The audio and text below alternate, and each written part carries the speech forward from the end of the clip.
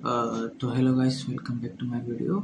तो आज मैं बताने वाला हूँ कि केमिस्ट्री में हम 45 डेज में कैसे ला सकते हैं, 0 से 130 140 प्लस कैसे ला सकते हैं, वो मैं सब स्टेप बाय स्टेप तुम्हें बताता हूँ। सबसे पहले अपन को एनालिसिस करना है। मैं हर वीडियो में बोलता हूँ कि सबसे पहले अपन को एनालिसिस करना है। एनालिसिस किसका करना है? एनालिसिस करना है उसका कि हमने कितने चैप्टर पढ़ रखे हैं। अगर तुमने कुछ चैप्टर पढ़ रखे हैं उनका रिवाइज करो अच्छे से, उनके क्वेश्चन प्रैक्टिस करो और एनसीईआरटी रीड तुम कर सकते हो। और अगर तुम्हें कुछ नहीं कर रखा तो उसके लिए मैं आगे बताता हूँ तुम्हें क्या करना है। अब और केमिस्ट्री में तुम्हें दो पार्ट पर ज़्यादा फोकस करना होगा। या तो तुम आईओसी और ओसी पे कर लो, इनऑर्गेनिक और ऑर्गेनिक पे कर लो, अगर चाहो तो इनऑर्गेनिक और फिजिकल केमिस्ट्री पे कर लो, तो ये तुम्हारी चॉइस है। और रेगुलर बेसिस पर तुम्हें 3 से 4 घंटा डेली 4 घंटा डेली तुम्हें अपना देना है केमिस्ट्री को, तभी जाके तुम्हारा मार्क्स इम्प्रूव होगा। अब चैप्टर्स कैसे करना है? अब चैप्टर्स की बात करें तो अपन को करनी है इनऑर्गेनिक, करनी है फुल करनी है। ऑर्गेनिक में मैं आपको मेन हाई यील्डिंग चैप्टर्स बताऊंगा, और फिजिकल केमिस्ट्री में अगर तुम चाहो तो कर सकते हो, वरना स्किप कर सकते हो। 2-3 चैप्टर है। अब मैं इम्पोर्टेंट बात बताता हूँ। इम्पोर्टेंट चीज़ ये है कि केमिस्ट्री में एनसीईआरटी तुम्हें पढ़नी है। एनसीईआरटी तुम अगर पूरी पढ़ना ना चाहो तो तुम जो PYQ क्वेश्चन आए वो पढ़ सकते हो, और फिर तुम्हें नोट्स बनाने की ज़रूरत है नहीं। इतना नोट्स बनाने का तुम्हारे पास टाइम नहीं है, तो तुम शॉर्ट नोट्स से अपना रिवीजन कर सकते हो, शॉर्ट नोट बना सकते हो। क्वेश्चन प्रैक्टिस तुम्हें करनी है, क्वेश्चन प्रैक्टिस अच्छी क्वालिटी वाले क्वेश्चन करने हैं, और PYQ मस्ट करने हैं, PYQ करने ही है। 5 से 6 साल के PYQ करना है। और बैच तुम यूज़ कर सकते हो प्रचंड और उम्मीद। हर वीडियो में मैं यही बताता हूँ, प्रचंड और उम्मीद वन शॉट से ही तुम अभी कर सकते हो। इसके बाद में आता है कि स्टडी, हम पढ़ाई कैसे करें, कितना अपना टाइम फिक्स होना चाहिए। अपना टाइम फिक्स कर देना है तुम्हें पहले। रेगुलर बेसिस पर लेक्चर को 3 पार्ट में डिवाइड करना है केमिस्ट्री के। अगर 6 से 7 घंटे का लेक्चर है तो 2 या 2.5 आवर का कर देना। डे 1, डे 2, डे 3, 3 दिन में तुम्हें एक चैप्टर कंप्लीट करना है। उससे पहले भी हो जाता है तो वेल एंड गुड है। तो उसके बाद में आता है एनसीईआरटी तुम्हें पढ़नी है। पूरा ना पढ़ पाओ तो मेन प्रीवियस ईयर जो आए उनमें से पढ़ लो। फिर क्वेश्चन प्रैक्टिस और PYQ तुम्हें करना है, और जो ना आए उसका एक्सप्लेनेशन देख लेना है, वीडियो देख लेना है। जहाँ पे भी तुम प्रैक्टिस करो वहाँ पे एक्सप्लेनेशन मिल जाएगा। फिर रिवीजन तुम्हें रेगुलर बेसिस पे करना है। अब आते हैं तुम्हें वीकली कैसे कर। वीकली प्लानर तो मैं, अगर तुम बोलो मेरे को कि केमिस्ट्री का प्लानर देना है तो मैं प्लानर बना के दे दूंगा, बट सब अपने अकॉर्डिंग करते हैं। अब मैंने तुम्हें 2 ऑप्शन बताए थे कि तुम्हें आईओसी करनी है, या आईओसी और ओसी करनी है, या आईओसी और पीसी करनी है।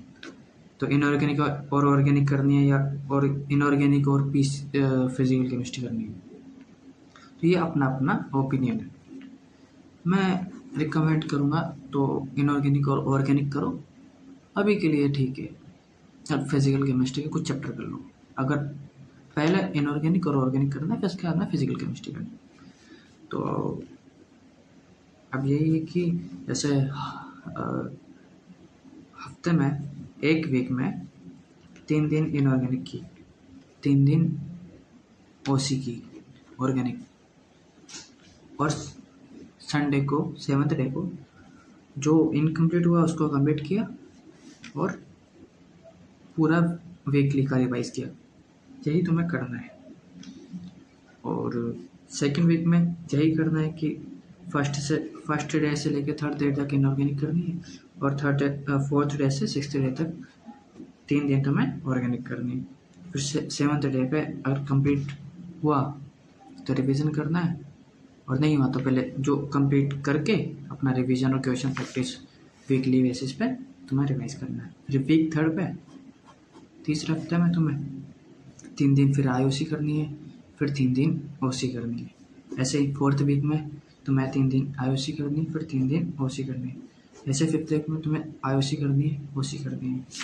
फिर आता है 6th वीक में तुम्हें IOC करनी है, OC करनी है। 3 करना। अब बार बार मैं रिपीट नहीं करना चाहूँगा, तुम्हें ऐसा कर लेना। फिर आता है वीक 7।